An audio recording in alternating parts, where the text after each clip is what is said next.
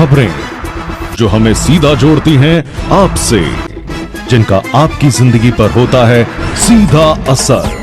खबर का मतलब है एक भरोसा, और आपका भरोसा है हमारी जिम्मेदारी। ATL टीवी, भरोसा अलवर का। नमस्कार, आप देख रहे हैं ATL न्यूज और आपके साथ मैं हूं रविंद्र तिवारी। पेश है आज की हेडलाइंस।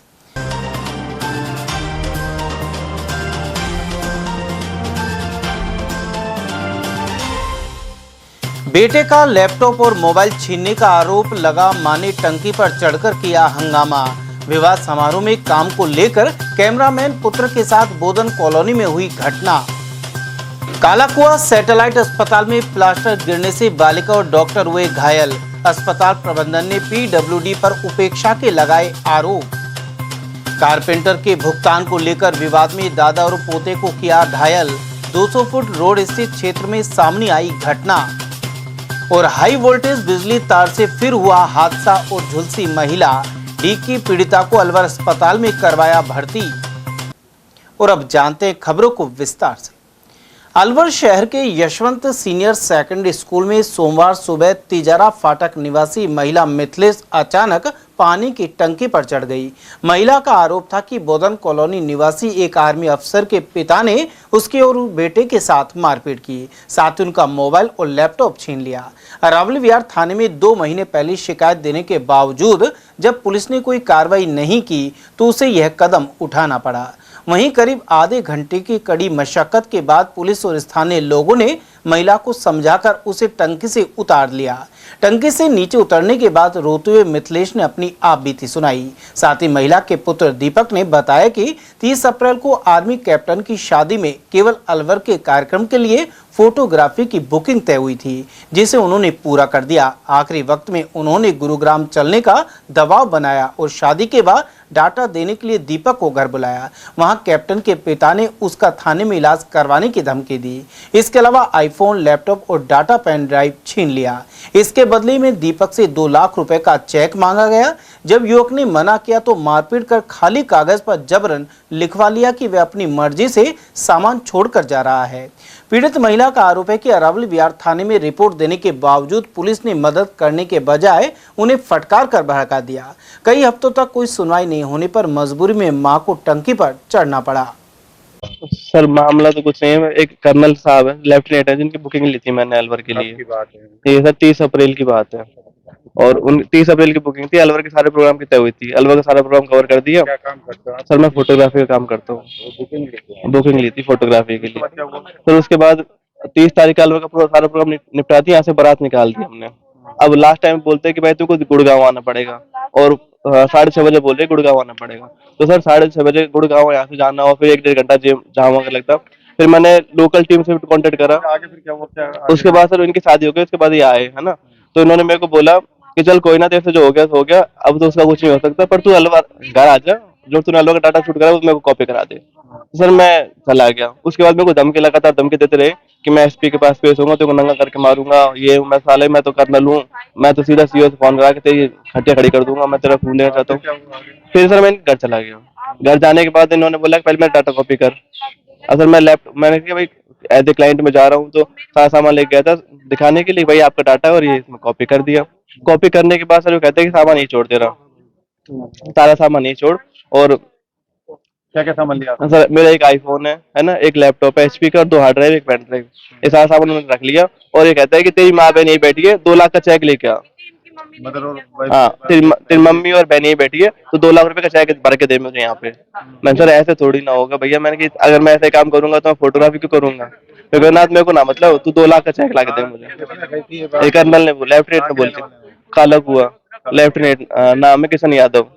उसके बाद आपने शिकायत करी? उसके बाद सर पुलिस को 112 पे कॉल करा, बुलाया गया। तब भी पुलिस ने कहा कि भाई उसने सर उसके घर पे था। अब उसने मेरे को मारपीट के जबरदस्ती लिखवा लिया कि इस पे लिख के जा, तू अपनी मर्जी छोड़ के जा रहा है। अब वो जब पुलिस आई, उसने बोला कि साहब इसे वीडियो बना के दिखा दी कि साहब अपनी मर्जी छोड़ के गया है। फिर उसके बाद सर मैंने खूब रिपोर्ट करी, खूब सब कुछ करा, पर कोई सुनवाई नहीं हुई। बेटे ने फोटोग्राफी करी थी उसकी, उसने बुलाया, मेरे पास फोन किया। सुनो तो सही, लेफ्टिनेंट कर्नल की बुकिंग थी बेटे के पास, उसने सारा प्रोग्राम यहाँ का कवर कर दिया। बोला आप घर पे आ जाओ, हम घर पे गए सर। उसने हमारा फोन हमको 4 घंटे तक तो बंधक बना के रखा, हमारे साथ खूब मारपीट करी। फिर हम बाहर भग के आ गए, मैं और मेरी बेटी। फिर हमने 112 पे फोन किया। अरावली बिहार थाने से पुलिस गई। मैंने कही सर हमारा सामान दिलवा दो, लेकिन उनने मेरी कोई सुनवाई नहीं करी। फिर मैंने अरावली बिहार थाने में रिपोर्ट दी तो कुछ भी सुनवाई नहीं करी। राजा राम बोल रहा है तेरे से तो डर लगता है, तू जा यहाँ से।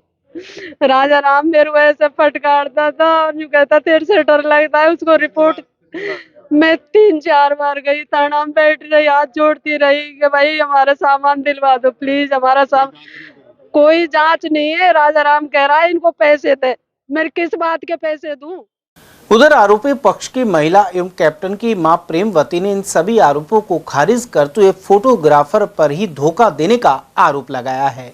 महिला ने कहा कि फोटोग्राफी के लिए 71,000 रुपए तय हुए थे, जिसमें से उन्होंने 55,000 रुपए दे दिए थे। इसके बावजूद बारात जब बड़ौदा में पहुंची तो दीपक ने और पैसों की मांग की और फिर फोन बंद कर दिया। ऐसे में उन्हें गुरुग्राम में ऐन वक्त पर दूसरा फोटोग्राफर एडवांस देकर बुलाना पड़ा। प्रेमवती का दावा है कि दीपक का सामान उनके पास सुरक्षित है।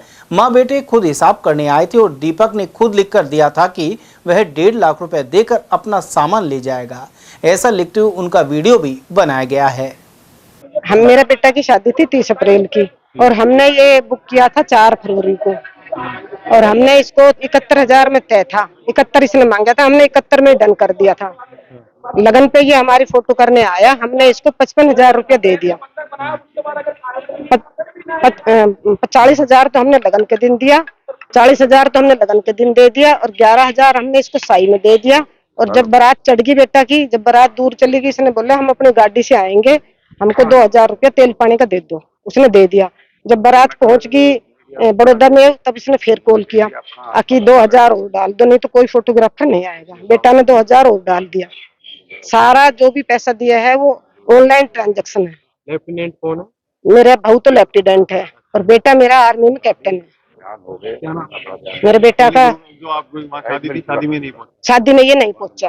पैसा लेने के बाद? हाँ, पैसा लेने के बाद में ये शादी में नहीं पहुंचा। अब उधर हमारा जब एक ऑफिसर की शादी है, फोटोग्राफर नहीं पहुंचा तो बेइज्जती कितनी होती है। हमने वहाँ एट अ टाइम फोटोग्राफर रात को 10 बजे करे हमने फोटोग्राफर। आपने इसको बुलाया? नहीं, इसको बुलाया, ये आया नहीं, इसने फोन नहीं उठाया। वहाँ से आने के बाद में हमने इसको। कितनी तारीख की शादी थी? 30 अप्रैल की। बहरहाल मामले की सच्चाई का पूरा पता तो पुलिस जांच के बाद ही लग पाएगा, लेकिन यह घटनाक्रम चर्चा का विषय बना रहा। अलवर के कालाकुआ सैटेलाइट हॉस्पिटल में सोमवार सुबह ओपीडी में मरीज देखने के दौरान कक्ष संख्या 7 में प्लास्टर और चलता हुआ पंखा नीचे आ गिरा। ऐसे में यहां मौजूद चिकित्सक सीताराम के सर में चोट आई है और एक बालिका भी घायल हो गई। साथ ही अफरा तफरी मच गई। इसके बाद तत्काल हॉस्पिटल प्रशासन ने डॉक्टर और बालिका का उपचार किया। वहीं हॉस्पिटल पीएमओ प्रमीला मीणा ने बताया कि कक्ष संख्या 7 में ओपीडी के दौरान डॉक्टर सीताराम मरीजों को देख रहे थे। इसी दौरान लेंटर के नीचे का प्लास्टर और चलता हुआ पंखा अचानक डॉक्टर की टेबल पर आ गिरा। ऐसे में डॉक्टर के सिर और एक बालिका की नाक पर चोट आई है। सूचना मिलने पर जिला प्रशासन ने मौके पर पीडब्ल्यूडी की टीम को भेजा है। बताया जाता है कि अस्पताल की छत पर पानी भरने के चलते नीचे लेंटर में सीलन आ गई थी। पीएमओ के अनुसार कमरों की स्थिति खराब होने के चलते कई बार पीडब्ल्यूडी से पत्राचार किया गया, लेकिन कोई ध्यान नहीं दिया गया। सैटेलाइट हॉस्पिटल में कालाकुआ में मतलब आकर हम सब लोग कर्मचारी अधिकारी सभी ओपीडी में इसमें बैठे हुए थे और डॉक्टर सीताराम जी जो अपने मतलब चैम्बर में बैठे मरीजों को देख रहे थे, अचानक मेरे पास सूचना आई तो वहाँ पे मतलब छत जो पंखा चलता हुआ नीचे गिरा और जो डॉक्टर सीताराम जी उनके सिर पे लगी है और मरीज के नाक पर लगी है। अब वो घायल अवस्था में है, उनको इलाज के लिए उनको राजीव गांधी में भेजा जा रहा है। इसके लिए हमने कई बार लेटर लिख चुके हैं हमने पीडब्ल्यूडी में और हमने मतलब ऑफिस की बात करने के लिए भी कई बार फ़ोन भी किया जेएन को, एक्सपीएन को, सभी को। वो लोग है ना हमारा फ़ोन ही नहीं उठाते, ना कोई रेस्पॉन्स देते, ना कोई कार्रवाई हुई। हमें इस कार्रवाई के लिए करवाने के लिए रिपेयरिंग वगैरह सब कुछ लेटर भेज रखा है। कम से कम हमें 10-11 महीने हो गए, लेकिन अभी आज तक कोई भी कार्रवाई नहीं। बिल्डिंग में और भी ऐसे कई कमरे हैं जिनकी छत हाँ, अभी भी है ना, हमारे यहाँ कई छत ऐसी है जिसके लिए हमने लिखा है, वो वार्ड है हमारा, ऊपर का वार्ड है जहाँ पानी गिरता है और छत भी रिपेयरिंग होनी है, जिसकी कभी भी मतलब गिर सकती है, कुछ भी हो सकता है, कोई बहुत बड़ा वाला हादसा भी हो सकता है। और हमारे यहाँ बिल्डिंग में एक ऑक्सीजन प्लांट और छत पर रखा हुआ है, जो कि हमारी बहुत पुरानी बिल्डिंग की छत पर है, जिसके नीचे हमारी कृष्णा लैब चल रही है, जहाँ काफी सारे मतलब अधिकारी कर्मचारी सभी काम करते हैं। वो भी गिरने की संभावना है, कभी भी कुछ भी हो सकता है, बहुत बड़ा हादसा हो सकता है, बिल्डिंग गिर सकती है। गौरतलब है कि कालाकुआ अस्पताल में रोजाना सैकड़ों मरीज पहुंचते हैं। इस घटना के वक्त भी खासी भीड़भाड़ थी और गनीमत रही कि बड़ा हादसा टल गया। अलवर में एनएबी थाना क्षेत्र के तहत मकान मालिक और कारपेंटर में लेन देन को लेकर विवाद हो गया। इसके बाद कारपेंटर पक्ष के लोगों ने मकान मालिक के पुत्र और दादा पर लाठियों से हमला कर दिया। गंभीर रूप से घायल पोते को राजीव गांधी सामान्य चिकित्सालय में भर्ती कराया गया है। शहर के खोरा मोहल्ला निवासी दक्ष सैनी ने बताया कि नमन होटल के सामने वाले क्षेत्र में उनके पिता एक मकान बनवा रहे हैं। यहाँ काम कर रहे कारपेंटर और दक्ष के दादा ने पैसे के लेन देन को लेकर कहासुनी हो गई। आरोप है कि सूचना देने के बावजूद पुलिस समय पर नहीं पहुंची। इसके बाद कारपेंटर पक्ष ने कुछ लोगों को बुलाकर दादा पर सरिये से हमला कर दिया। बीच बचाव करने पर आरोपियों ने पोते दक्ष सैनी के सिर में डंडे से वार कर उसे लहूलुहान कर दिया। इसके बाद आरोपी फरार हो गए। गंभीर हालत में युवक सामान्य चिकित्सालय में भर्ती कराया गया है। उसका आरोप है कि यदि पुलिस सूचना के बाद तुरंत आ जाती तो यह नौबत नहीं आती। मेरा नाम दक्ष सैनी है, मैं नवी सरी खोरा मोहल्ला का रहने वाला हूँ। हमारा 200 फुट के उधर एक कॉलोनी में घर बन रहा था, तो जहाँ खाती का काम चल रहा था, तो खातियों से कुछ पैसों की लेन देन में लड़ाई झगड़ा हुआ, तो उन्होंने मेरे दादाजी को नीचे गिरा दिया। क्या नाम है आपके दादाजी का? मेरे दादाजी का नाम मांगीलाल सैनी है। उनको लोहे के डंडे सरिये से मार रहे थे, तो उनको बचाने जब मैं गया तो मेरे पीछे से मेरे लट पड़ गया सर पे। अच्छा, बांस का लट। तो ये कौन लोग थे? ये खाती औरतें और उनके मजदूर वगैरह बुला लिए थे, और पीछे से इसमें लेडीज़ वगैरह भी आई थी। अच्छा। तो लेडीज़ वगैरह को उन्होंने शायद इसलिए बुलाया था जिससे वो बचाव कर ले अपना, लेडीज़ कुछ भी इल्ज़ाम लगा देती है। तो पर वो हमारे कैमरे में कैद है कि हमने लेडीज़ को कुछ भी नहीं करा है। लेडीज़ ने आगे से मुझे डंडा मारा है। तो वो सब कैमरे में दिख जाएगा। सिर में चोट लगी है? सिर में मेरे पीछे से मारा है। पुलिस को फ़ोन किया था? पुलिस को फ़ोन किया था, पर पुलिस को फ़ोन ढंग से लग नहीं रहा था। बार बार ये आवाज़ आ रही थी कि कॉल पे 2 दबाएं वो दबाएं, तो इतने में लड़ाई चालू हो गई। अच्छा, तो अभी आपके दादाजी की भी लगी है क्या? दादाजी के पता नहीं मेरे को, मैं अभी थोड़ा चक्कर वक्कर आ गए थे मेरे को सर पे लगने के बाद, तो मैं हॉस्पिटल आया हूँ, तो मैं पता करके तो देखूँगा। हाई वोल्टेज विद्युत तार आए दिन हादसों की वजह बन रहे हैं। इसी क्रम में डीग जिले के उबाका गांव में गाय के लिए चारा लेने गई एक महिला 11,000 केवी के टूटे हुए तार की चपेट में आ गई। करंट लगने से महिला के दोनों पैर गंभीर रूप से झुलस गए। उसे कामा अस्पताल से अलवर जिला अस्पताल रेफर कर दिया गया। घायल महिला के पति असलम ने बताया कि उनकी पत्नी वारिशा रविवार को जंगल में गाय के लिए चारा लेने गई थी। इसी दौरान घास में छिपा 11,000 केवी लाइन का टूटा हुआ तार उसे नजर नहीं आया। ऐसे में वह करंट की चपेट में आ गई। महिला के पति ने बताया कि कुछ दिन पहले आए तेज अंधड़ में ट्रांसफार्मर गिर गया था और विद्युत लाइन भी क्षतिग्रस्त हो गई थी। इसकी सूचना कई बार विद्युत निगम को दी गई, लेकिन समय पर मरम्मत नहीं कराई गई।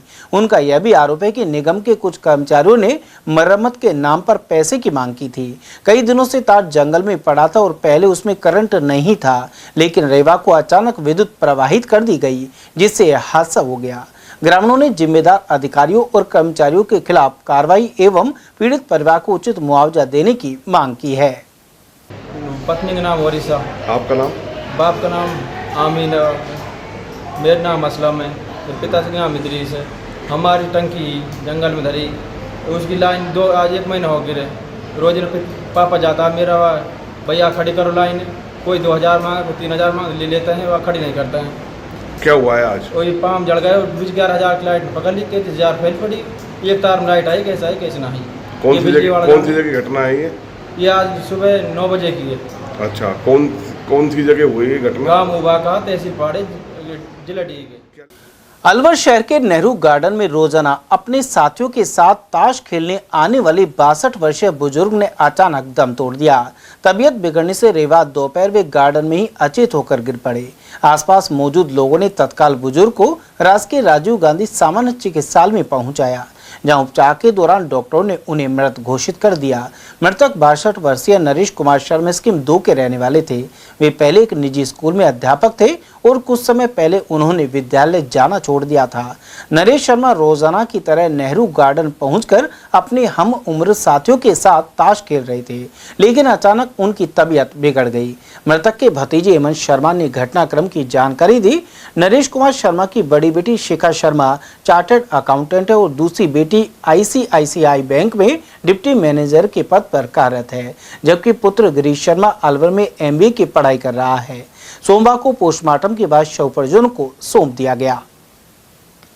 अलवर शहर की शालीमार योजना कॉलोनी में GST assistant commissioner Om Prakash के घर लूट मामले में मंत्री संजय शर्मा पीड़ित परिवार से मिलने पहुंचे। उन्होंने पूरे घटनाक्रम की जानकारी ली और परिवार को ढांढस बंधाया। साथ ही बदमाशों का विरोध करने वाले असिस्टेंट कमिश्नर के बेटे प्रथम से हरीश हॉस्पिटल में मुलाकात कर उसकी बहादुरी को सराहा। शातिरों ने उसे बैट मारकर घायल कर दिया था। मंत्री से बात करते हुए पीड़ित असिस्टेंट कमिश्नर ओम प्रकाश का दर्द और खौफ झलक उठा। उन्होंने बताया कि बदमाश इस कदर बेखौफ थे कि उन्होंने लोगों को बंधक बनाने के बाद आराम से किचन में जाकर आम खाए। बदमाशों ने असिस्टेंट कमिश्नर से चाय बनाने को भी कहा था।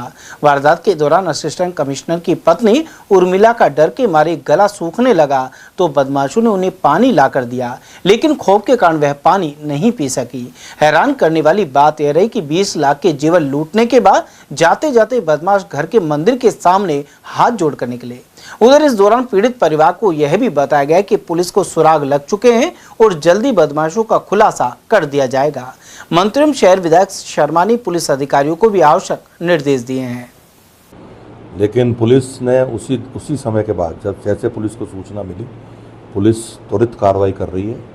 और पुलिस को जो मुझे जानकारी आई है, क्योंकि मैं भी घटने के तुरंत बाद पुलिस अधीक्षक महोदय से और विशेष रूप से जो एडिशनल SP हैं ग्रामीण और हमारे एडिशनल SP हेडक्वार्टर, इन तीनों अधिकारियों से लगातार सतत संपर्क में हूँ।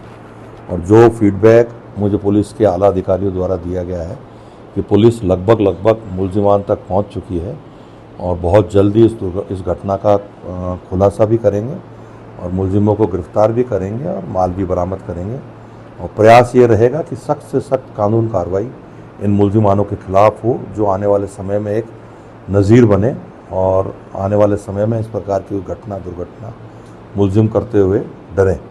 और जहाँ तक आपने इस प्रकार की घटना की पुनरावृत्ति ना हो, उसको लेकर के माननीय मुख्यमंत्री जी ने बजट घोषणा में DSP ग्रामीण, DSP साउथ का नव सृजित हमको वृत्ताधिकारी का ऑफिस दिया है और वो बहुत जल्दी शुरू हो जाएगा। उसमें पूरा ये क्षेत्र आएगा और पुलिसिंग भी होगी, पेट्रोलिंग भी होगी और लगातार सतत पुलिस पेट्रोलिंग होगी। तो आने वाले समय में इस प्रकार की घटना ना हो, उसके लिए हमारे द्वारा प्रयास किया जाएगा। जैसे ये अलवर UIT का क्षेत्र है, UIT की पोस्ट कॉलोनी सबसे महंगी भी बताते हैं इसमें, लेकिन यहाँ तो जंगल खड़ा है, खाली प्लॉटों में सरकारी ज़मीन पड़ी है, उसमें जंगल के देखिए ये दुर्भाग्यपूर्ण स्थिति मैं इस मायने में मानता हूँ कि अलवर नगर विकास न्यास ने प्लॉटों का ऑक्शन कर दिया, लेकिन जो खरीदार जिन्होंने इन प्लॉटों को खरीदा है वो अभी तक मकान नहीं बनाए हैं।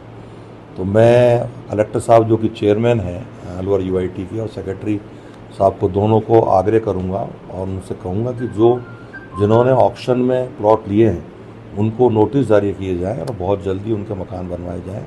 तब तक पुलिस अधीक्षक महोदय को निर्देशित किया जाएगा कि वो यहाँ समय समय पर लगातार पुलिस पेट्रोलिंग हो। उधर इस दौरान अतिरिक्त पुलिस अधीक्षक ग्रामीण डॉक्टर प्रियंका रघुवंशी, पुलिस उपाधीक्षक अंगद शर्मा, भाजपा जिला अध्यक्ष अशोक गुप्ता, पंडित जली सिंह, सतीश यादव और सोनू चौधरी आदि मौजूद रहे। वन एवं पर्यावरण मंत्री संजय शर्मा की अनुशंसा पर बिजलीघर चौराहा कार्यालय के लिए एक अतिरिक्त FRT वाहन की स्वीकृति मिली है। यह वाहन फॉल्ट सुधारने के काम आता है। हाल ही सर्किट हाउस में बैठक के दौरान इस वाहन की आवश्यकता सामने आई थी। इसके बाद मंत्री शर्मा ने उच्च अधिकारियों से वार्ता कर अतिरिक्त FRT वाहन स्वीकृत करने के लिए निर्देशित किया था। इसी क्रम में अधीक्षण अभियंता IT जयपुर डिस्कॉम द्वारा स्वीकृति आदेश जारी किए गए हैं। इससे मीनापाड़ी, धोबीगट्टा, हसन खां मेवात नगर, बुद्ध विहार, शिवाजी पार्क, कर्मचारी कॉलोनी एवं विद्या नगर आदि क्षेत्रों में विद्युत संबंधी शिकायतों का त्वरित निस्तारण हो सकेगा। अलवर शहर में हर वर्ष की तरह स्वतंत्रता गौरव उत्सव समिति द्वारा 15 अगस्त की शाम 7 बजे शहीद स्मारक पर देशभक्ति थीम पर कार्यक्रम होगा। इसी क्रम में समिति के अध्यक्ष गौरी शंकर विजय की अध्यक्षता में उत्सव मंडप में बैठक आयोजित की गई। समिति सदस्य हेमचंद्र विजय और अजीत सोनी ने बताया कि पिछले 10 वर्षों से अलवर सहित देश भर में समिति के आह्वान पर आयोजन किए जाते हैं। वहीं बैठक में समिति सदस्य मुकेश विजय, गौरव शर्मा और विश्वेश्वर विजय आदि ने विचार प्रकट किए। इस दौरान समिति के नए सदस्य रूपेश गुप्ता का स्वागत प्रकाश गुप्ता, विशाल विजय और मनोज विजय द्वारा किया गया। वहीं समिति अध्यक्ष के अनुसार इस कार्यक्रम में दीप प्रज्वलित कर स्वतंत्रता सेनानी और बॉर्डर पर शहीद अमर जवानों को सच्ची श्रद्धांजलि देने के साथ ही जवानों का हौसला बढ़ाया जाता है। अंतर्राष्ट्रीय मानव अधिकार सुरक्षा संगठन ने बैठक के दौरान कई मुद्दों पर चर्चा की। इस बैठक में जिला अध्यक्ष विकास कुमार ने बताया कि समाज में व्याप्त रिश्वतखोरी को रोकने के कदम उठाए जाएंगे। इसके अलावा पीड़ित व्यक्तियों की हर संभव मदद, खाद्य पदार्थ में मिलावट पर कानूनी कार्रवाई करवाने, सरकारी योजनाओं के बारे में जागरूक करने और पौधरोपण की गतिविधियां होंगी। इसके अलावा जरूरतमंद परिवार की बेटियों के कन्यादान को लेकर भी संगठन में चर्चा की गई। हमारी संगीता मैम और के सर के यहाँ पर उपस्थित थे, सम्मानित के सर और विकास सभी सम्मानित अधिकारी यहाँ पर ज्योति मैम सभी यहाँ पर एकत्रित हुए और कुछ पदों का चयन हुआ है। आगे भी इस कार्य में हम ऐसे कोशिश करते रहेंगे। उधर इस दौरान संगठन के पूर्व जिला अध्यक्ष कृष्ण कुमार खंडेलवाल, महिला जिला अध्यक्ष संगीता सिंह सहित निशांत, लता जैन, विनय जैन, ज्योति अलग, नवीन मीणा, मोनू कुमार और कनिष्क सिंह मौजूद रहे। रोडवेज रिटायर्ड एम्प्लॉइज एसोसिएशन की अलवर शाखा की बैठक सोमवार को बस स्टैंड स्थित कार्यालय में आयोजित की गई। इसमें रिटायर्ड कर्मचारियों के हर पेंशन, बकाया परिलाभ सहित विभिन्न मुद्दों पर चर्चा हुई। यहां मौजूद सूबे सिंह चौधरी ने बताया कि सरकार और निगम ने हर पेंशन सहित ओवर टाइम और ईपीएफ का भुगतान अभी तक नहीं किया है। सुप्रीम कोर्ट के आदेश के बावजूद पिछले 4 साल से उन्हें हर पेंशन नहीं दी जा रही है। ऐसे में संगठन द्वारा ईपीएफओ कार्यालय पर धरना दिया जाएगा। RSRT रिटायर्ड एम्प्लॉइज एसोसिएशन की हर महीने की शाखा की मीटिंग होती है 5 तारीख को। क्योंकि कल 5 तारीख को संडे था, इसलिए हमने ये मीटिंग 6 तारीख को निर्धारित कर दी थी और आज उसी संदर्भ में आज हमारी मीटिंग हुई है शाखा की। इसमें हमारे 4-5 एजेंडों पे चर्चा हुई है और इसमें निर्णय लिए गए हैं। सबसे तो बढ़िया ये बात है कि हमारी आर्थिक और संक्रांत की स्थिति पर जो चर्चा हुई उसमें बहुत अच्छी है हमारी शाखा की स्थिति और उस पर सभी लोगों का सहयोग रहा। इसके लिए सभी लोगों को धन्यवाद दिया गया। उसके बाद हमारी जो हायर पेंशन का मामला है वो चल रहा है। हायर पेंशन के मामले में ईपीएफओ भी उदासीन है और हमारा मैनेजमेंट भी उदासीन है।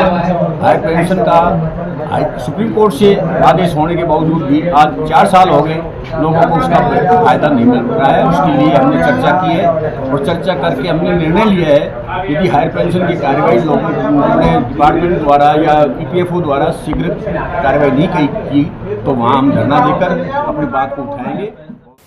अखिल विश्व गायत्री परिवार शांति कुंज द्वारा माता भगवती देवी जन्म शताब्दी अनुयाज कार्यक्रम जारी है। इसी कड़ी में अलवर की वार्ड 48 स्थित श्री राम नगर में आयोजन किया गया। यह कार्यक्रम श्री राम धर्मशाला के सामने स्थित मंदिर प्रांगण में वार्ड यज्ञ अभियान के तहत संपन्न हुआ। सोमवार को पंचकुंडीय गायत्री यज्ञ के समापन में आहुतियां दी गई। वहीं पूर्व संध्या पर इसी परिसर में संगीत में दीप यज्ञ का आयोजित हुआ। इस दौरान देव पूजन का दायित्व कैलाश चौधरी ने निभाया, जबकि यज्ञ विधि विधान का संचालन मुरारी लाल शर्मा ने किया। आशा सहयोगिनी एकता मंच की जिला शाखा द्वारा विभिन्न मांगों को लेकर अलवर के शहीद स्मारक पर धरना प्रदर्शन किया गया। यहाँ मौजूद महिलाओं ने कहा कि एक तरफ सरकार महिला सशक्तिकरण और महिला आरक्षण की बात कर रही है, जबकि दूसरी ओर इस महिला कार्मिकों के आंदोलन को 1 महीने से ज्यादा समय होने के बावजूद कोई सुनवाई नहीं की जा रही है। मानदेय बढ़ाने सहित अन्य मांगों को लेकर जारी आंदोलन रोकने के लिए दबाव भी बनाया जा रहा है। उधर इस अवसर पर भाजपा नेत्री रिंकी वर्मा भी पहुंची और महिलाओं से वार्ता की। साथ ही बताया कि उप मुख्यमंत्री दिया कुमारी तक इन मांगों को पहुँचाया जाएगा। बल्कि नहीं, आज 250-300 आशा खड़ी हैं, तो इनकी कोई सुनेगा? यहाँ पे जब काम करवाते हैं जब तो बोलते हैं सरकार आदेश है, और जब पेमेंट बोलते हैं जब हमको कोई नहीं सुनता। मैं आशा यूनियन जिला अध्यक्ष CSC नौगावा से, शुभ नाम मेरा राजवती। हमारी सरकार से कुछ मांगे हैं और लगातार हमारी सभी बहनें हड़ताल पर चल रही हैं। आज करीब इनको 25 दिन हो चुके हैं। सभी बहनें इस तपती धूप के अंदर भी संघर्ष कर रही हैं और सरकार को सभी जगह हमने ज्ञापन भी दिए हैं। अलवर जिले में जितने भी अधिकारी बैठे हैं सभी जगह हमने ज्ञापन दिए, लेकिन अभी तक कुछ सुनवाई नहीं हुई है। आज हमारी जो मैडम है रिंकी वर्मा जी, वो आज हमारे सभी आशा बहनों से मिलने के लिए आई हैं और उन्होंने आश्वासन दिया है कि हम आपके बारे में बात करेंगे, आगे सरकार तक आपकी मांग पहुँचाएंगे। तो हम सरकार से यही मांग है हमारी कि हमें राज्य कर्मचारी का दर्जा दिया जाए।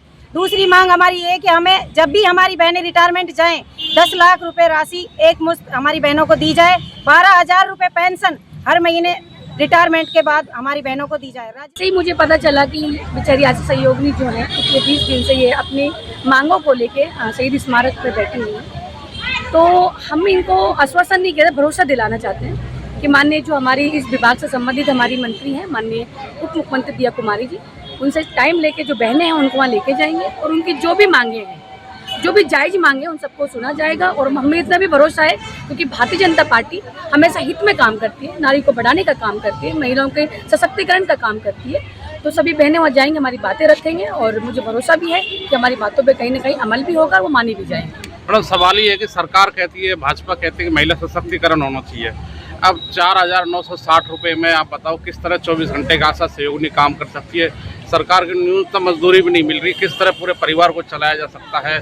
महिलाओं के सामने बड़ा संघर्ष है, मजबूरी में आंदोलन कर रही है, क्या कहना चाहिए? ये गंभीर बीमारी है क्योंकि ये बात बिल्कुल सही है कि महिला इतने कम पैसे से अपना घर नहीं चला सकती। लेकिन अब जिस तरह से इनकी मांगे निकल के आई हैं तो बातें करेंगे तो इनका हो सकता है मानदेय बढ़ जाए और इनको जो राहत मिलनी चाहिए तो मिल सकती है। इसका मैं भरोसा या विश्वास आपको दिला सकती हूँ। मैडम, 52,000 महिलाएं हैं जो आशा सहयोगिनी हैं। अब लगता है सरकार को इतनी बड़ी संख्या में महिला आंदोलन कर रही है तो इस पर गंभीरता से विचार करके इनकी मांगों को मानना चाहिए। बिल्कुल बिल्कुल मैं एग्री हूँ और सरकार मानेगी भी और सरकार तक जब बातें जाएंगी तो हो सकता है इनका प्रयास जो इनकी सफल इनका जो हल है समस्याओं का वो हल भी हो। उधर आशा सहयोगिनी एकता मंच की ओर से सोमवार को वन मंत्री संजय शर्मा के अलवर स्थित कार्यालय पर ज्ञापन दिया गया। वहीं मंत्री के निजी सचिव मनोज शर्मा ने आश्वासन दिया कि वन मंत्री के माध्यम से ज्ञापन को मुख्यमंत्री तक पहुंचाया जाएगा। इस दौरान आशा सहयोगिनी ने समस्याओं के समाधान को लेकर आग्रह किया। एक आशा सहयोगिनी ना होकर एक नारी के रूप में बोल रही हूँ कि जो आशा को मानदेय दिया जा रहा है, मानदेय के नाम पर शोषण आशा का हो रहा है, वो बंद किया जाए। एक फिक्स मतलब हमें राज्य कर्मचारी बनाया जाए जिससे हमें पेंशन की सुविधा मिले। हाँ सर, हमने हमारे मंत्री जी संजय शर्मा जी को ज्ञापन दिया है और हम मंत्री जी से उम्मीद करते हैं कि हमारी बात जो है सरकार तक पहुंचाई जाए। और वहीं प्रदेश कांग्रेस कमेटी के महासचिव अशोक कुमार सैनी ने आशा सहयोगिनियों की मांगों को लेकर उपेक्षा बरतने की आलोचना की है। उन्होंने कहा कि इन महिला कर्मचारियों को नाम मात्र का मानदेय दिया जा रहा है, ऐसे में परिवार का संचालन मुश्किल हो गया है, जबकि मंत्री और विधायक अपने वेतन और खर्चों को बार बार बढ़वा लेते हैं। उन्होंने इन कार्मिकों को न्यूनतम 24,000 रुपये मासिक वेतन, पेंशन और अन्य सुविधाओं की मांग की है। महासचिव सैनी के अनुसार मांगे नहीं माने जाने पर कांग्रेस भी संघर्ष करेगी। सर, प्रदेश के साथ साथ जिले में भी आशा सहयोगिनी लगातार अपनी मांगों को लेकर धरना प्रदर्शन दे रही है, ज्ञापन दे रही हैं और तमाम राजनीति से जुड़े मंत्री विधायकों से संपर्क कर रही हैं। उनकी समस्या का समाधान कराया जाए। आप प्रदेश कांग्रेस कमेटी के महासचिव में क्या प्रतिक्रिया? मैं आपके चैनल के माध्यम से बताना चाहूँगा कि ये पता नहीं डबल इंजन की सरकार है, केंद्र में बीजेपी सरकार है, राज्य में बीजेपी सरकार है, क्यों ये महिलाओं के विरोधी है, किसानों के विरोधी है, गरीबों के विरोधी, क्यों ऐसा कोई काम करे? अब धरना प्रदर्शन डेली क्यों समाज की तरफ से है। अभी पूर्व में अभी हमारे सफाई कर्मचारियों ने धरना प्रदर्शन चल रहा है। आज धरना प्रदर्शन के लिए आज हमारे स्थानीय मंत्री राजस्थान में वन मंत्री है संजय शर्मा जी के यहाँ धरना प्रदर्शन कर रहे। आशा सहयोगिनी महिलाएं हमारे पूरे राजस्थान में करीब 52,000 महिलाएं कार्यरत हैं जो राज्य सरकार की तरफ से लगी हुई है। ग्राम स्तरों में लगे, पंचायत स्तर पर, वार्डों में भी काम कर रही है। हर 24 घंटे की ड्यूटी उनकी, कभी भी उनको बुला सकते हैं।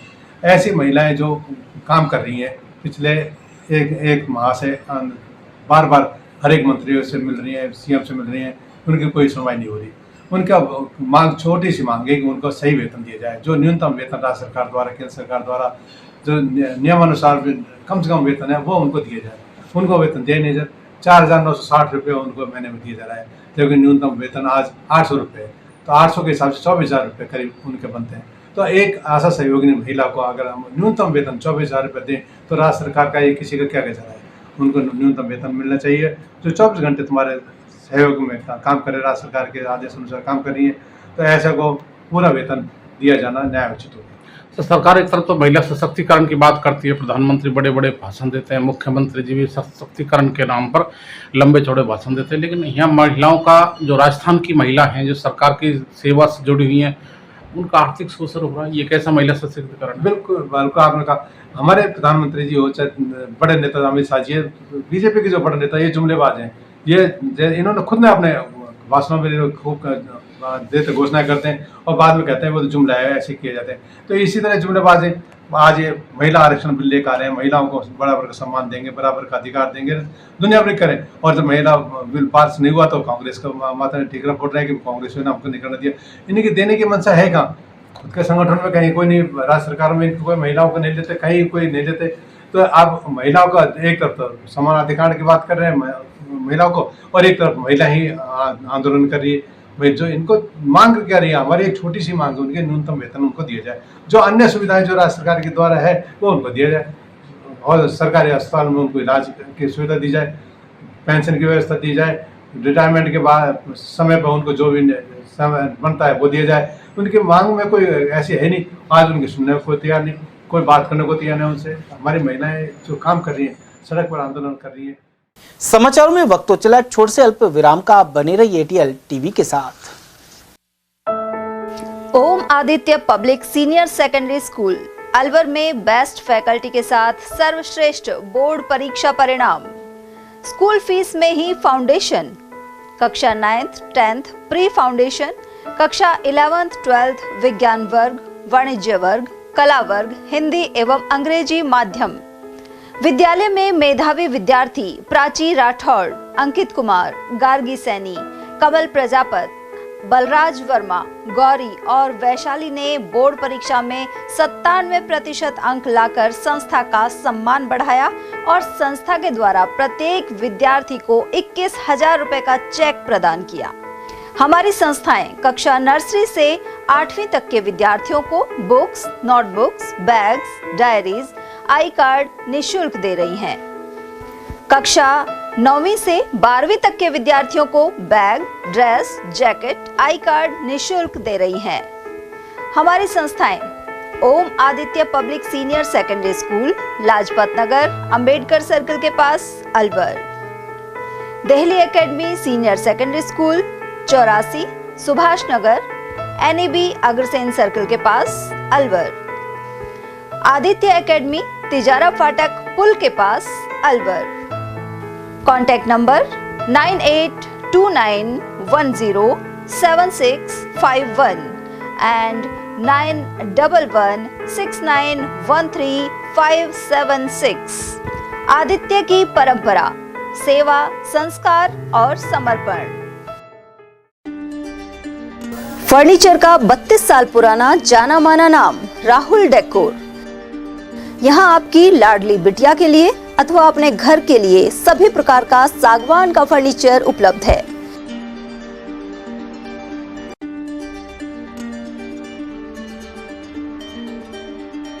Double bed, dressing table, sofa set सागवान एवं कपड़े वाले तथा सेंटर टेबल, भट्टी कलर, स्टील अलमारी, ब्रांडेड एवं सॉफ्टी फोम के गद्दे आपकी नाप तोल से बनाए जाते हैं।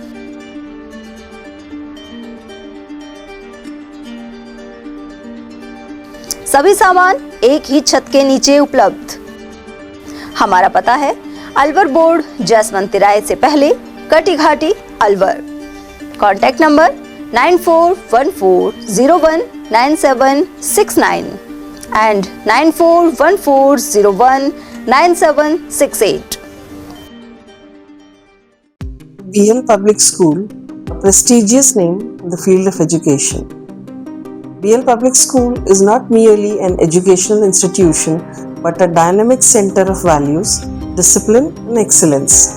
The school prioritizes the holistic development of every student, ensuring that they not only excel academically but also succeed confidently in all aspects of life.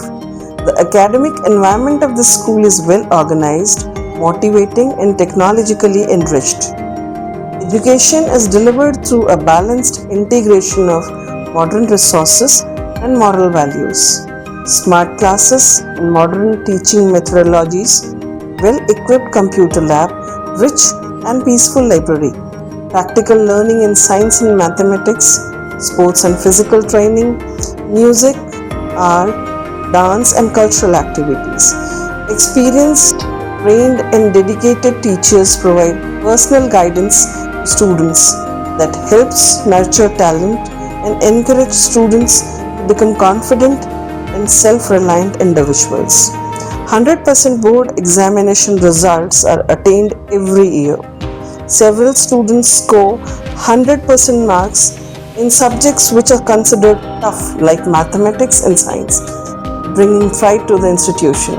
The school's alumni are now serving in prestigious positions across various fields, reflecting the quality education imparted by the institution. Although affiliated to RBSE, the academic guidance and standards of the school are maintained at par with CBSE education. Education here is not limited to textbooks. Special emphasis is placed on life skills, moral education, self-reliance, and personality development. Self-praise is no recommendation. Kindly come, visit us and see yourself. Our addresses.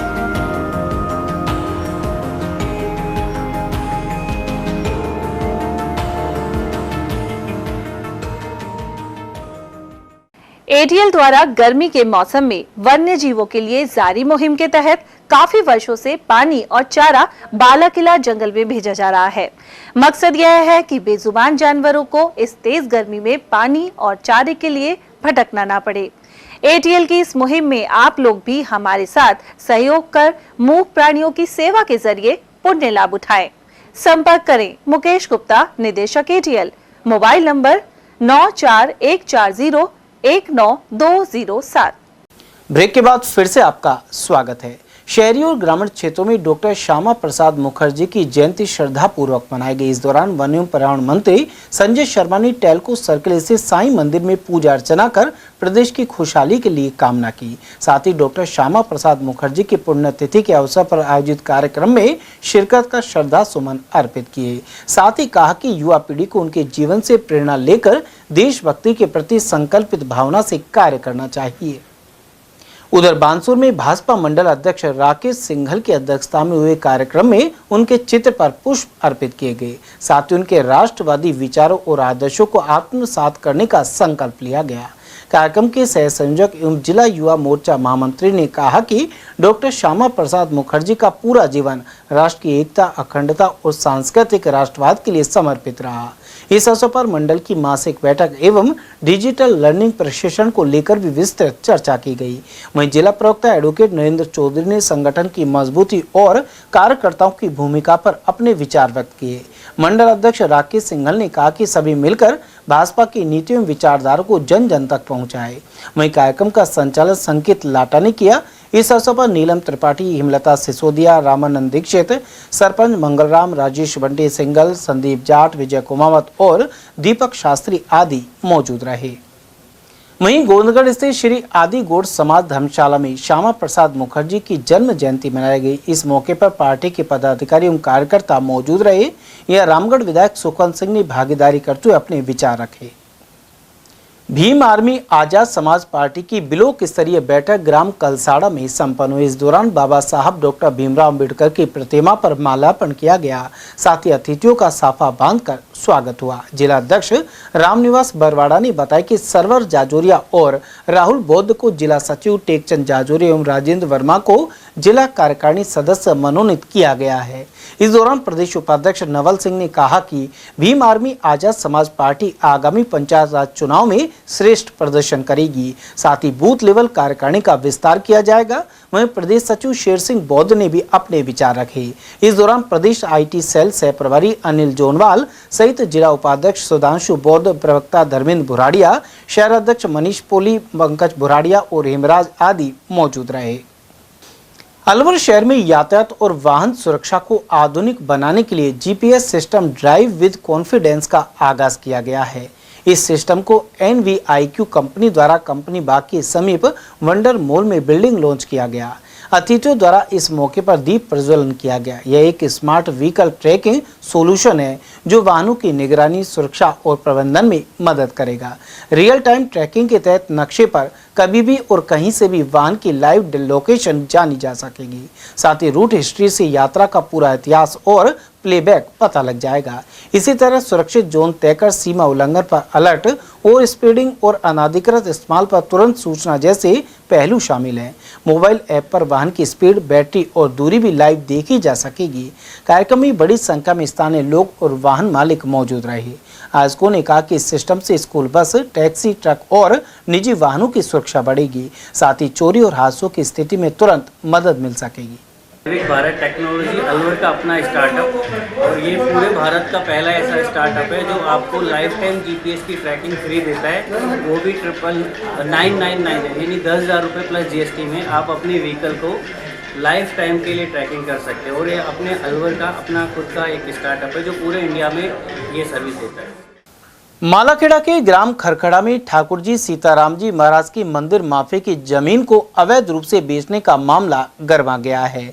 इसे लेकर ग्रामीणों ने जिला collector को प्रार्थना पत्र सौंपकर इंतकाल रोकने और दोषियों पर कार्रवाई की मांग की है। ज्ञापन के अनुसार ग्राम खरखड़ा में ठाकुर जी सीताराम जी के मंदिर की जमीन निर्धारित खसरों में मौजूद है। कुल 4.10 हेक्टेयर भूमि प्रारंभ से ही मंदिर के नाम दर्ज चली आ रही है। ग्रामीणों का आरोप है कि मंदिर के पुजारी रामदयाल ने राजस्व कर्मचारियों से मिली भगत कर इस आराजी को अपने नाम दर्ज करवा दिया है। इसके बाद गुपचुप तरीके से जमीन को बेच दिया गया। ज्ञापन में इस भूमि का इंतकाल नहीं खोले जाने और अवैध बेचान पर सख्त कानूनी कार्रवाई की मांग उठाई गई है। उधर एडीएम शहर बीरबल मीणा ने बताया कि ग्रामीणों के ज्ञापन पर उचित कार्रवाई के लिए एसडीएम मालाखेड़ा को निर्देश दिए गए हैं।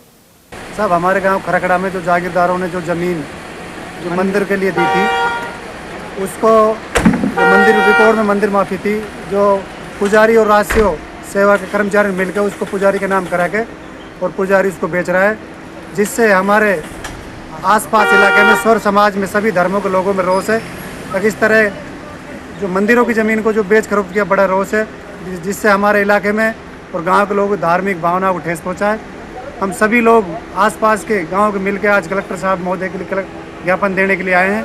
हमारी मांग है सरकार से कि हमारी ज़मीन को वापस मंदिर का नाम की जाए। नाम बोलिए। मेरा नाम जाफर पुंगलोत, समाज सेवी खरखड़ा से है साहब। मैं पेमाराम सरपंच प्रतिनिधि और सभी ग्रामवासी यहाँ पर आज हम कलेक्टर महोदय को ज्ञापन देने के लिए आए हैं। मैटर एक साहब पुराने ज़माने से हमारे मंदिर की मतलब सेवा के लिए ज़मीन सीताराम जी के लिए मंदिर माफी की ज़मीन दे दी थी ग्रामवासियों ने। वो ऐसे ही मंदिर के नाम चली आ रही थी और कर्मचारियों ने और उस पुजारी ने मिली भगत करके उस ज़मीन को बेचने की ठान ली और बेच चुके हैं उसको। अब क्या चाहते हैं आप? अब उसका इंतकाल नहीं खुलना चाहिए और पुनः मंदिर के नाम होनी चाहिए दोबारा से। वापस मंदिर के लिए चाहते हैं।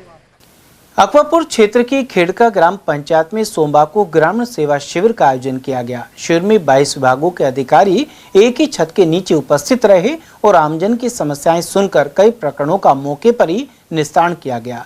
शिविर के दौरान ग्रामीणों ने गांव के मुख्य मार्ग पर जल भराव की समस्या प्रमुखता से उठाई।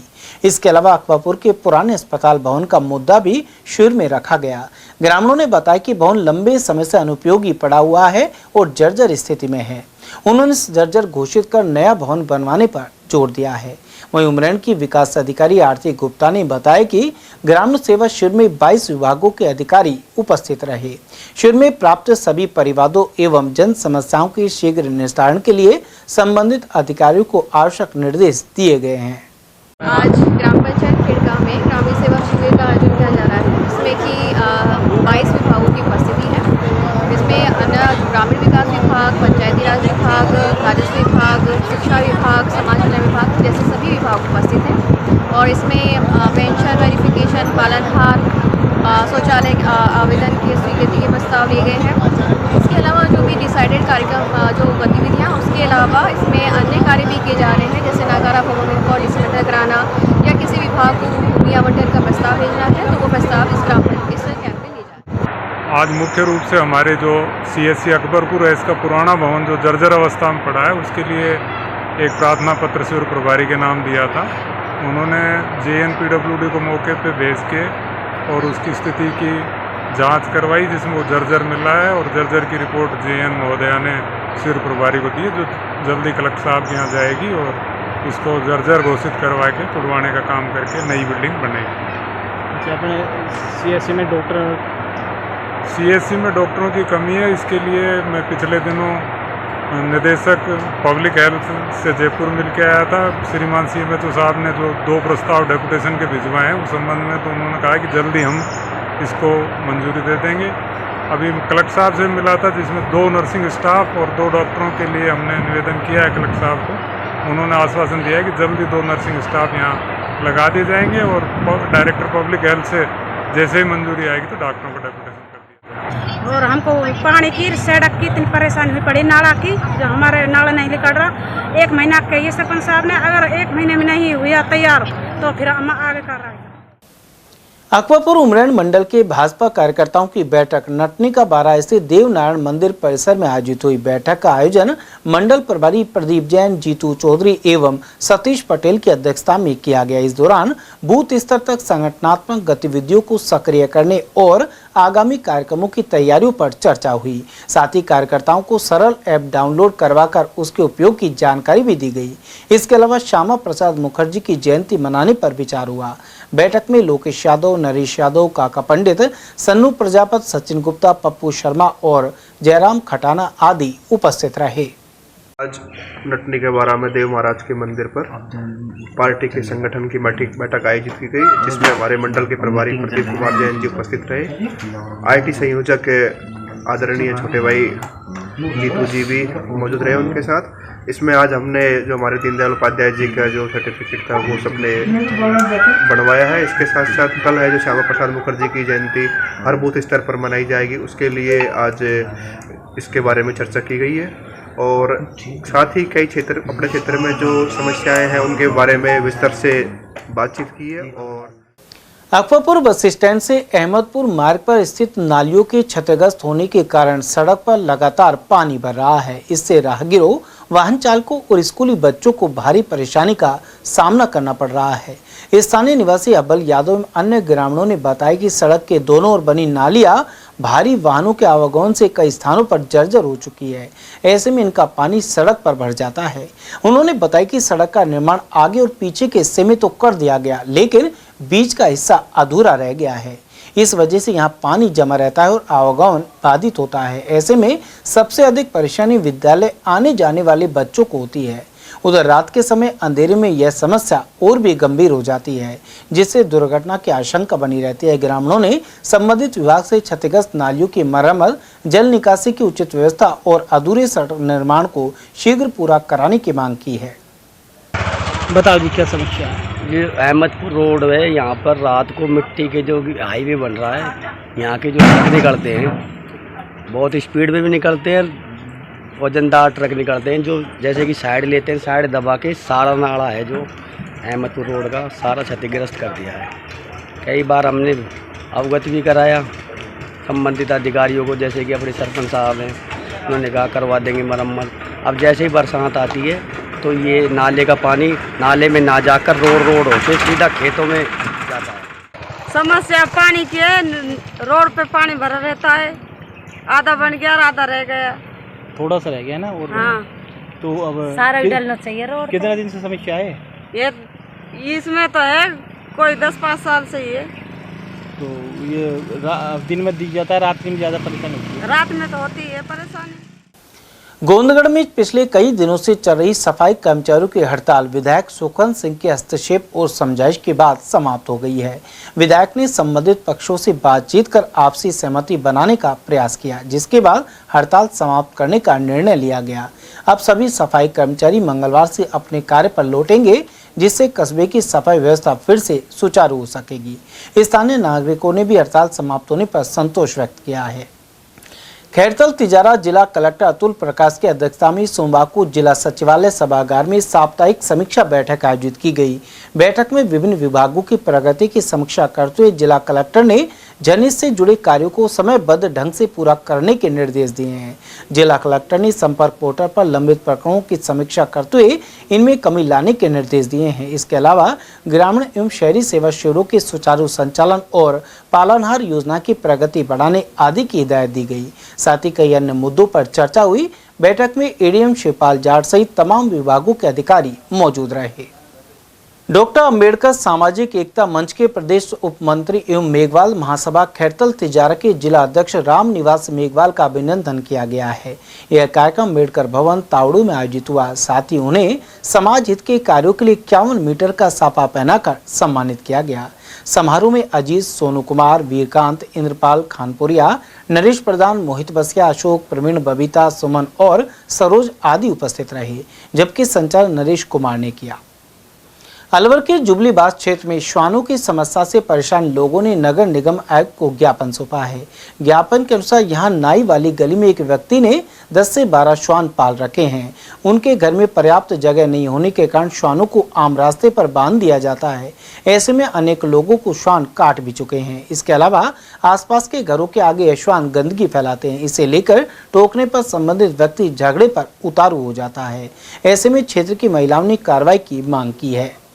कुत्तों से बहुत परेशान है। हमारे पड़ोस वाला है ना, वो बहुत ज़्यादा परेशान करता है हमको। अगर हम कुत्तों को भगाते हैं, मारते हैं, तो वो हमारी वीडियो बनाता है और हमारी बच्चियों को गाली देता है। दोनों बाप भी और बेटी भी, और उनके पूरा परिवार हमें मारने के, हमारी बच्चियों को मारने के लिए परेशान तंग करता है। हमें बहुत ज़्यादा परेशान कर रखे है हम लोगों को। और हमारे घर पर कोई भी नहीं था, मैं थी, मेरी बच्चियाँ थी, और हमको बहुत ज़्यादा परेशान किया। मेरी मदर इन लोग का ऑपरेशन हुआ है, तो सारे परिवार वाले घर पर नहीं थे। रामगढ़ विधायक सुखन सिंह ने गोविंदगढ़ स्थित आवास पर इस विधानसभा क्षेत्र के नागरिकों से मुलाकात की। साथ ही उनकी समस्याओं और विभिन्न जनहित के विषयों पर विस्तार से चर्चा की गई। इसके अलावा नागरिकों के सुझाव भी लिए गए। नीमराणा क्षेत्र के प्रताप सिंहपुरा बस स्टैंड स्थित एक्सिस बैंक के एटीएम को 4 अज्ञात बदमाश करीब 7 मिनट में उखाड़ कर ले गए। प्रारंभिक जानकारी के अनुसार एटीएम में करीब 15 लाख रुपए की नकदी होने की संभावना है। हालांकि वास्तविक राशि का खुलासा बैंक के रिकॉर्ड के मिलान के बाद ही हो सकेगा।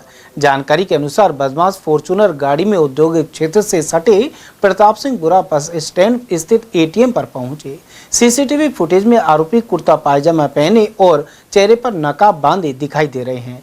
बदमाश अपने साथ लोहे की भारी सब्बल लेकर आए थे, जिसकी सहायता से उन्होंने एटीएम को उखाड़ा और वाहन में डालकर फरार हो गए। एक्सिस बैंक के कंट्रोल रूम में एटीएम से छेड़छाड़ का सिग्नल मिलने के बाद अलर्ट भी मिला। सूचना पर पुलिस तत्काल मौके पर पहुंची, लेकिन तब तक बदमाश एटीएम लेकर फरार हो चुके थे। पुलिस ने आरोपियों की तलाश में नाकाबंदी भी करवाई है। वहीं पुलिस अधीक्षक सत्यवीर सिंह ने घटनास्थल का निरीक्षण कर अधिकारियों को आवश्यक दिशा निर्देश दिए हैं। चलते चलते एक बार फिर से नजर डाल लेते हैं आज की हेडलाइंस पर।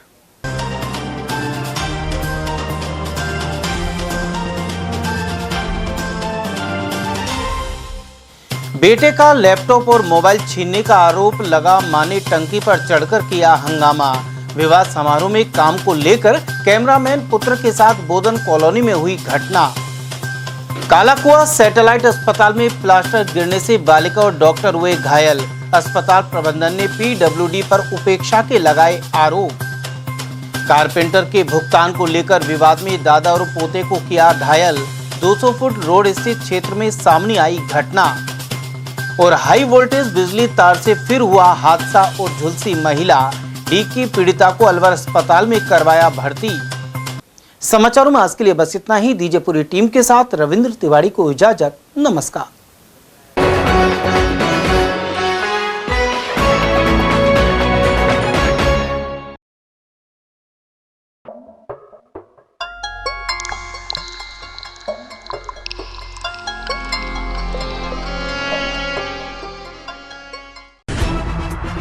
खबरें जो हमें सीधा जोड़ती हैं आपसे, जिनका आपकी जिंदगी पर होता है सीधा असर। खबर का मतलब है एक भरोसा, और आपका भरोसा है हमारी जिम्मेदारी। ETL TV, भरोसा अलवर का।